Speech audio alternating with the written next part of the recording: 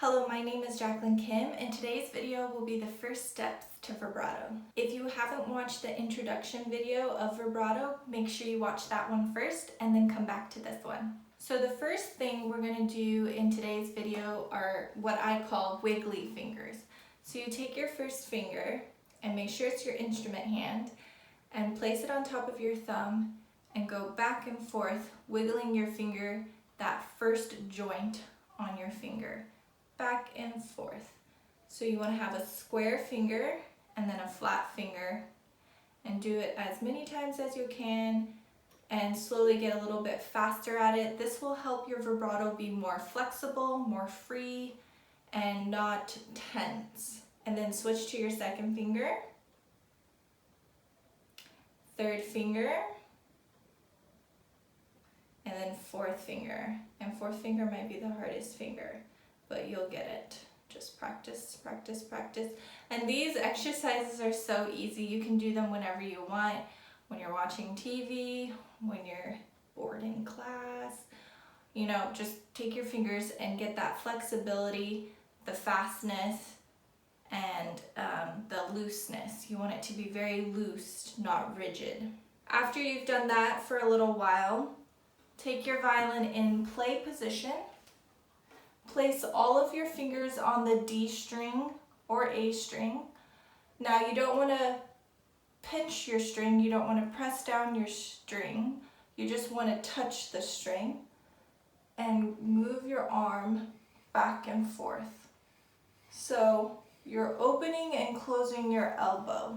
Without the violin, it's like this, opening and closing that elbow. Your wrist is not moving, and your thumb is going along with your fingers at the same time.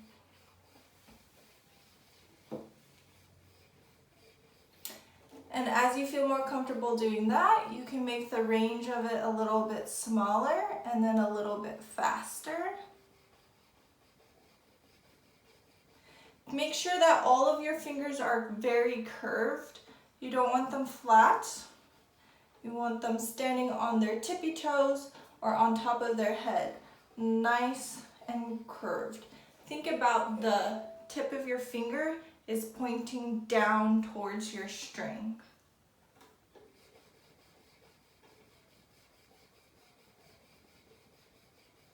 I call this polishing your fingerboard. So these are wiggly fingers, and then you have polishing your fingerboard. And you can switch to other strings. G string, swing around your elbow. D string, A string, and then E string. So remember, your elbow is going to change for your strings.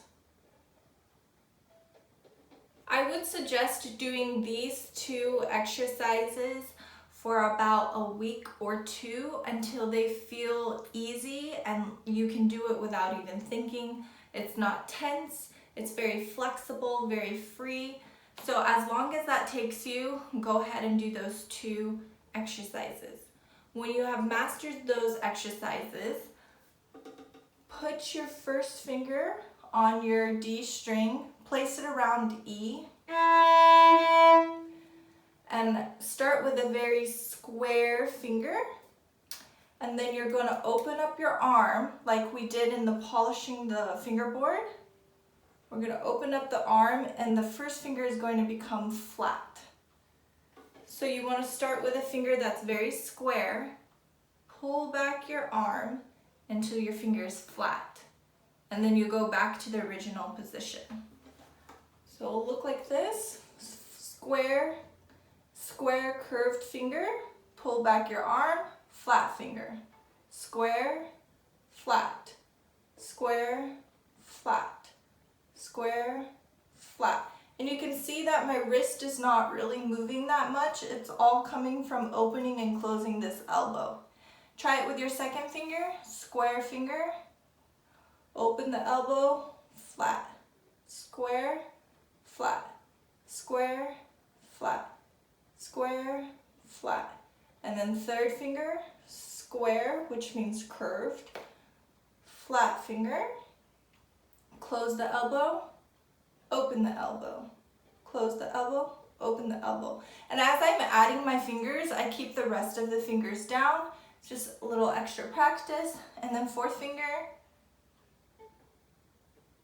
Now the motion with fourth finger might be a little bit smaller because your fourth finger is smaller. With second finger, you can go back really far because it's a long finger.